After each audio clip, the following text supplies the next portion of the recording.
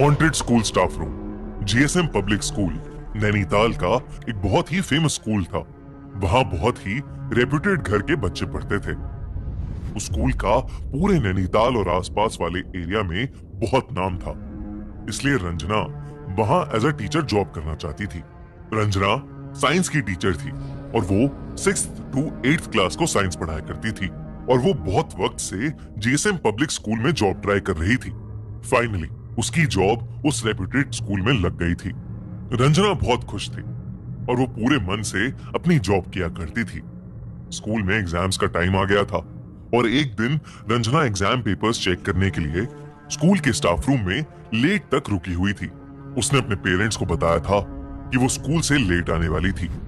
मगर चिंता की बात तो तब हुई जब रात के 11 बज गए और रंजना का कुछ अता पता नहीं चला।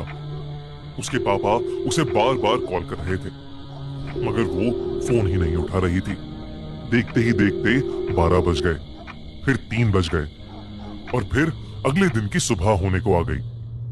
रंजना के पेरेंट्स बहुत परेशान हो गए थे, इसलिए उसके पापा तुरंत स्कूल के लिए निकल गए मगर स्कूल के गेट पर ताला लगा था। इसके बाद रंजना के पापा सीधा लोकल पुलिस स्टेशन गए और अपनी बेटी की मिसिंग रिपोर्ट दर्ज करा दी। ये सब अभी चल ही रहा था कि रंजना के पापा को उसके स्कूल के स्टाफ रूम वाले नंबर से एक कॉल आया। उन्होंने तुरंत फोन उठाया और उनके पैरों तले जमीन खिसक गई। वो पुलिस को लेकर फौरन स्कूल के लिए निकल गए। वहां पहुंचकर उन्होंने देखा कि स्टाफ रूम में रंजना की लाश पड़ी है। उसके सर पर गहरी चोट लगी हुई थी और शरीर पर ढेर सारे चोट के निशान थे। पुलिस ने ये सब देखकर तुरंत रंजना की डेथ की इन्वेस्टिगेशन शुरू कर दी। उसके शरीर के निशान सीधा इशारा कर रहे थे कि उसे किसी ने बड़ी बेरहमी से मारा है। पुलिस ने जब सीसीटीवी फुटेज चेक किया तो उन्हें उसमें कुछ नहीं मिला। शाम 8 बजे तक रंजना पेपर्स चेक करती नजर आ रही थी और उसके बाद अचानक सीसीटीवी फुटेज करप्ट हो गई थी। ये केस पूरे नैनीताल में फेमस हो गया और जीएसएम पब्लिक स्कूल काफी चर्चा में रहने लगा। स्कूल की प्रिंसिपल को ये बात बिल्कुल पसंद नहीं आ रही थी कि उसकी स्कूल की रेपुटेशन खराब हो रही है। इसलिए उसने पुलिस इन्वेस्टिगेटर अजय को बार बार स्कूल में आने से मना कर दिया। अजय ने केस के बारे में खूब इन्वेस्टिगेट किया मगर उसे कुछ समझ ही नहीं आ रहा था कि आखिर रंजना का मर्डर हुआ कैसे और क्यों। उस स्कूल के सामने एक चाय और स्नैक्स की दुकान भी थी जहां एक बूढ़ी अम्मा सफाई का काम किया करती थी।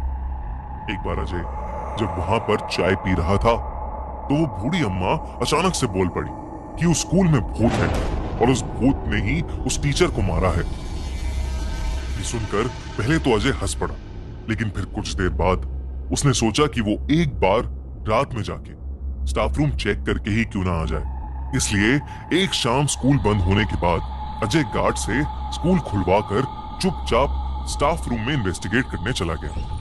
स्टाफ रूम में जाते ही उसको कुछ अजीब सा महसूस होने लगा। अचानक ही स्टाफ रूम का टेम्परेचर ठंडा पड़ गया था। अजय ने स्टाफ रूम को अंदर से बंद किया और फिर इन्वेस्टिगेट करने लगा। उसने रंजना का लॉकर खोला और डॉक्यूमेंट्स देखने लगा। तभी स्टाफ रूम की सारी लाइट्स फ्लिकर करने लगी। अजय ने ट्यूबलाइट थोड़ी घुमाई ताकि लाइट फ्लिकर होनी बंद हो जाए और वो जलबुझ बंद भी हो गई। इन सब पे ध्यान न देता हुआ अजय दोबारा अपना काम करने लगा कि तभी रूम में लगी ट्यूबलाइट ब्लास्ट हो गई और पूरे स्टाफ रूम में अंधेरा छा गया। अजय ने इस बात को ज्यादा सीरियसली नहीं लिया और सभी पेपर्स उठाकर रूम से बाहर जाने लगा मगर स्टाफ रूम का दरवाजा अब खुल ही नहीं रहा था। उसने दरवाजा खोलने की बहुत कोशिश की मगर वो खुल ही नहीं रहा था। तभी अजय को अपने पीछे से किसी औरत के रोने की आवाज आई। वो पलटा और उसका दिल बुरी तरह दहल गया। एक औरत दीवार की तरफ मुंह करके जमीन पर बैठी रो रही थी।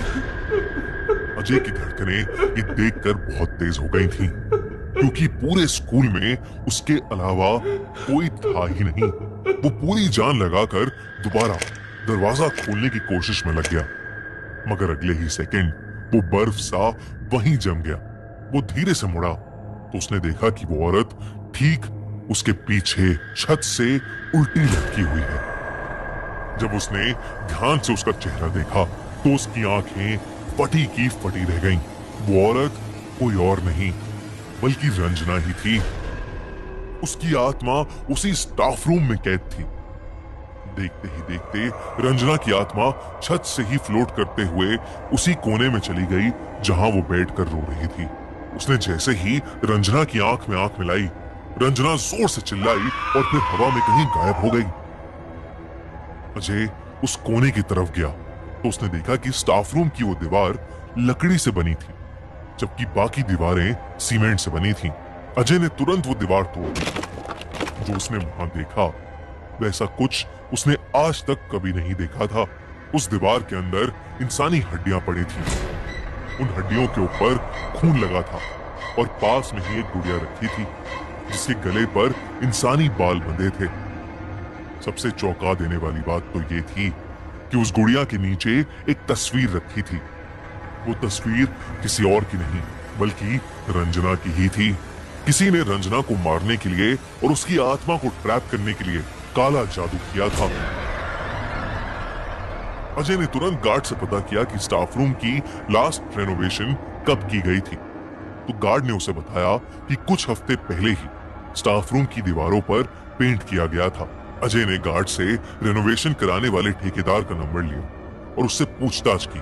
पूछताछ में पता चला कि रेनोवेशन का ऑर्डर तो प्रिंसिपल ने दिया था, मगर जीएसएम पब्लिक स्कूल के साइंस टीचर अनेक घोष काम के बीच में बहुत बार स्टाफ रूम में आया करते थे। एक दिन वो ही प्रिंसिपल से साइन डॉक्यूमेंट लाए जिसमें लिखा था कि स्टाफ रूम की एक दीवार को लकड़ी का बनाया जाए। इंस्पेक्टर अजय ने तुरंत अनीक को अरेस्ट कर लिया। शुरू में तो अनीक ने कुछ नहीं बोला, मगर सख्ती करने पर उसने अजय को सब कुछ सच बता दिया। धीरे धीरे अनीक रंजना को पसंद करने लगा था, मगर रंजना को उसमें कोई इंटरेस्ट नहीं था।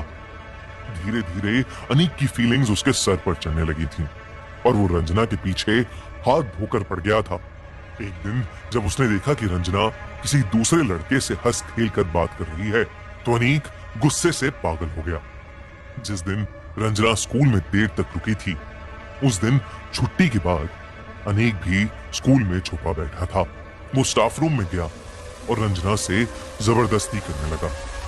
रंजना ने अपने बचाव में अनीक को धक्का मारा, मगर अनीक को बहुत तेज गुस्सा आ गया और उसने रंजना का सर टेबल के कोने पर दे मारा।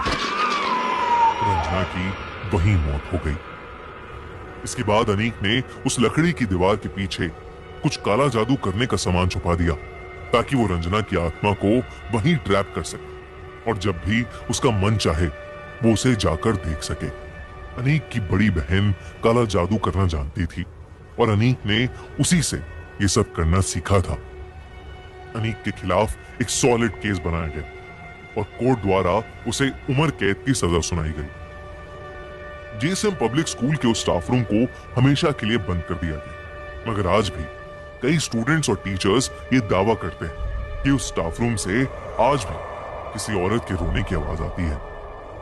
आपको क्या लगता है, क्या रंजना की आत्मा अभी तक उस स्टाफ रूम में कैद है?